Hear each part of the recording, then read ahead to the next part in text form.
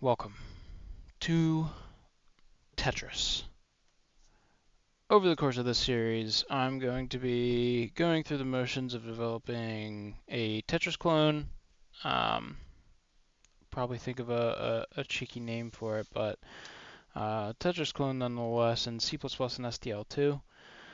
Um, I have made some other games and stuff before if you look at my channel, so I have some background, and I also program in C++ professionally, but I've never tried to make Tetris and I haven't given it too much thought, so I figure this will be a good thing to see how I'm thinking about it, how I encounter problems, and you can learn along the way of the development of it. So I will be using for my IDE Visual Studio 2022. Here I just have a empty project where I've made a couple files and set up for SDL2.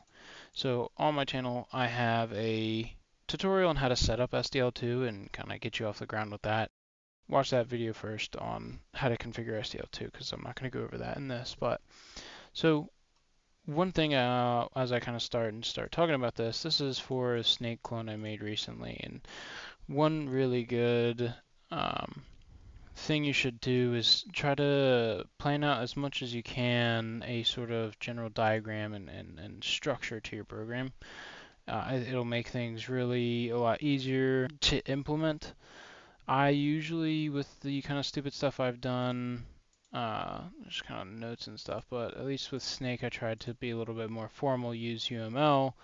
Um, that I have the structure of like a game controller that owns a lot of these different aspects of the whatever you're doing, and so this being some central hub for it. So that's what I've started here with gamecontroller.h and cpp, as well as WinMain.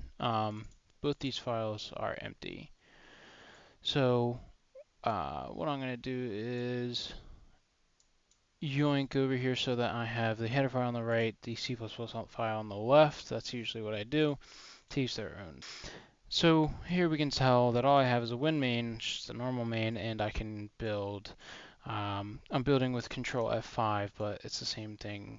I guess you could do Control Shift B to build here. I guess, what am I doing? Run? Probably trying to run it. Either way. So I'm building right now, and that's all good. So what I'm going to do is start developing the game controller class. I don't have any other classes right now, so this is going to be pretty bare bones, but I know I'm going to need an SDL to render in Windows, so let's just start making the class. Class game controller. We're gonna make. I don't know if they should be private. I suppose they can be private. One issue I have with, using SDL and all, SDL renders and windows are structures that you can't make into smart pointers. If that doesn't make any sense to you, then disregard that I said it. But if it does, I have not been able to. Oh, it's SDL. I have not been able to use smart pointers with it, so I just use normal pointers.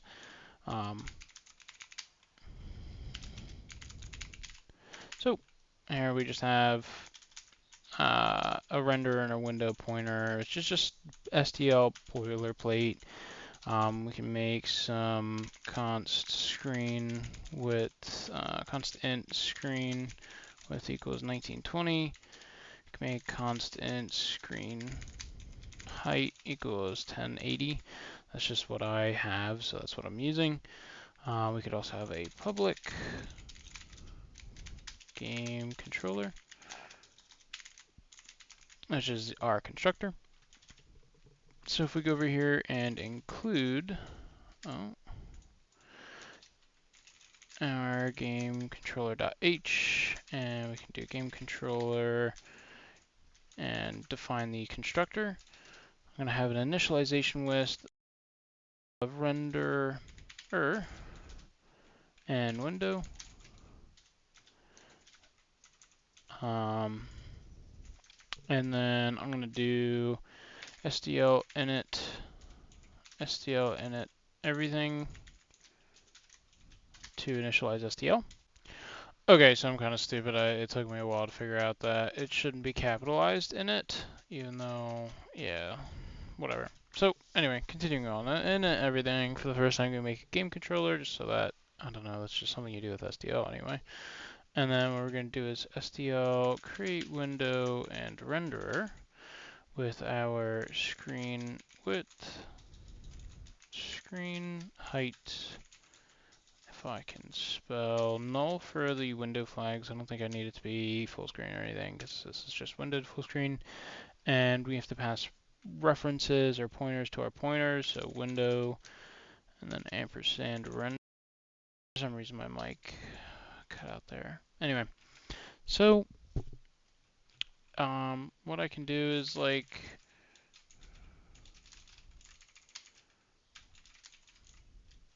just kind of arbitrarily show you that this will, for however long it takes for me, that for loop, if I create a new game controller, let's just call it GC, it will create a window for a very small amount of time because that's how long it takes to do this for loop.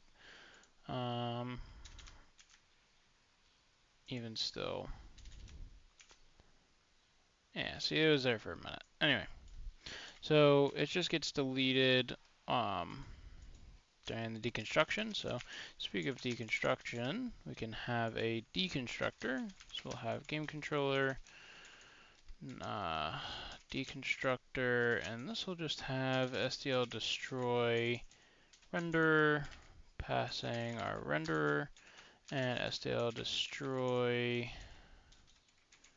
window. Okay, so now we kind of have everything set up. That's basic stuff. And what I'm going to do is I'm going to have a GC, some game control object, and then I'm going to do GC dot, say start game. So of course it's red yet because we haven't defined it. So we can go over here and do start game. This will probably be void. Shouldn't return anything, I don't think.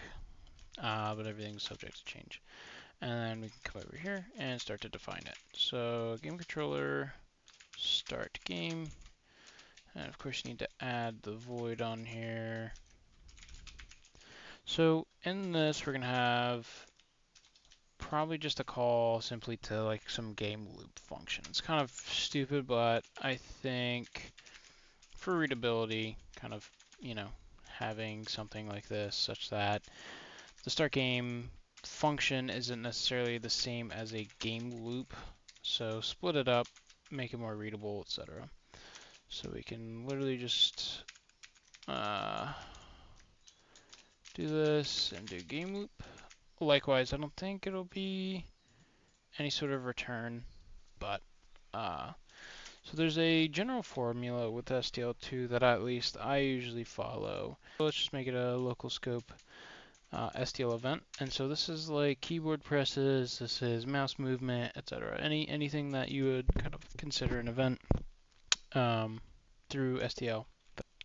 So now that we have an event, let's create our, you know, while loops, our game loop. So let's have a bool continue running program. I'm going to set that equal to true, and then while this is true, let's run our program. So the core of it is going to be each time we loop through here, we're going to pull event, STL pull event, and you pass a reference or a pointer, the pointer to your event, so that it'll store whatever's in there. We called it, accidentally updated that off camera because I was working on an issue. Anyway, so from here, we're going to switch on STL event.type. There's a couple different kind of STL types. You can have case, STL escape. No, okay. So with key press, I'm thinking of if we have a STL key press, something like that. Key down. So for some reason, Visual Studio formats these switch statements weird. I just kind of do it myself anyway. So, and then we'll have some like if STL event.type. It's STL.key.keySim dot scan code equals STL key.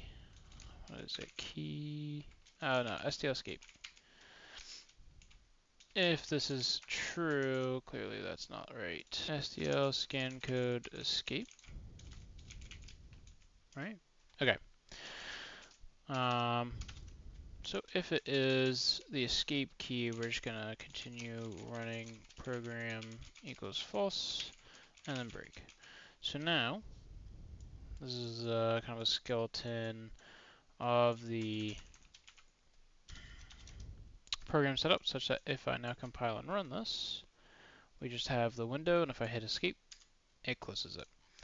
Okay, so this is kind of the basic setup of STL2, making a game, etc. So I'm going to stop this video here. Thank you so much for watching, and I will hopefully see you in part 2.